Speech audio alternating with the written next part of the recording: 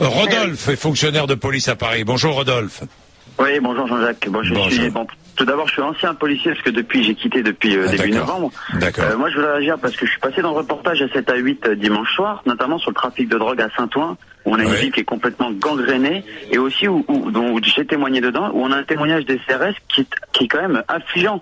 Aujourd'hui, moi j'ai envie de dire à Chantal et à votre auditeur qui venait juste de parler un instant, qu'il faut bien que la population prenne conscience et qu'aujourd'hui les politiques, c'est à chacun, c'est celui qui va inventer sur son petit truc pour régler le problème, sauf qu'il règle pas le problème. Et aujourd'hui, moi je veux dire à tous les auditeurs qui nous écoutent, c'est qu'aujourd'hui la police, on nous donne l'ordre de ne pas rentrer dans les cités, on nous donne l'ordre de ne pas intervenir, de ne pas porter assistance. Vous savez pourquoi ?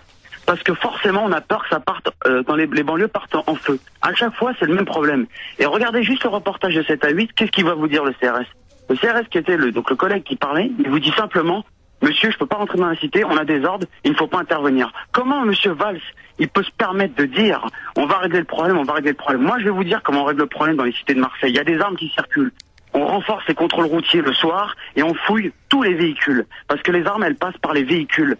La preuve, quand moi j'ai contrôlé des véhicules, on trouvait des armes. Que ce soit des couteaux, que ce soit des revolvers, des armes automatiques, sous les sièges, dans les coffres, dans les vides-poches de portières, partout.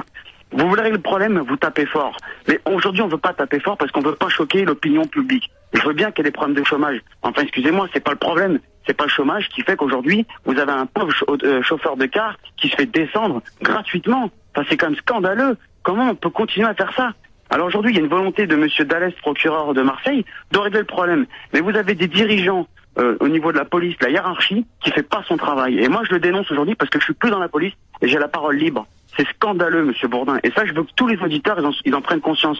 La police, elle est complètement bridée aujourd'hui. On nous demande de ne plus intervenir parce qu'on n'est pas assez et parce qu'on n'est pas capable derrière d'assumer si jamais il y a un débordement.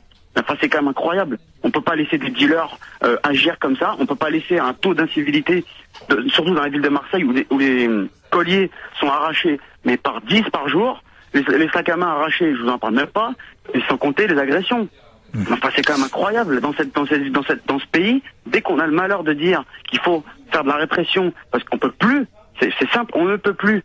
Et faut arrêter au bout d'un moment. Et ce qui est dramatique, je vais juste finir là-dessus, Jean-Jacques, c'est qu'aujourd'hui, c'est la justice, quand vous avez des attaques à main armée, notamment les vols à main armée, la justice n'arrête pas de requalifier les faits en vol sous la menace d'une arme. Vol sous la menace d'une arme, c'est la cour correctionnelle. Vol à main armée, c'est la cour d'assises, et c'est 20 ans.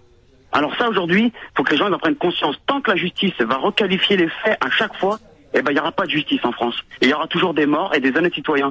Comme ce chauffeur de car, mais comme le buraliste il y a 15 jours ou 3 semaines à peu près, qui s'est fait descendre gratuitement aussi. Voilà. Et ça, c'est un petit coup de gueule. Et merci à votre radio, Jean-Jacques, de nous laisser la parole libre, on va dire. C'est normal. Merci, Rodolphe.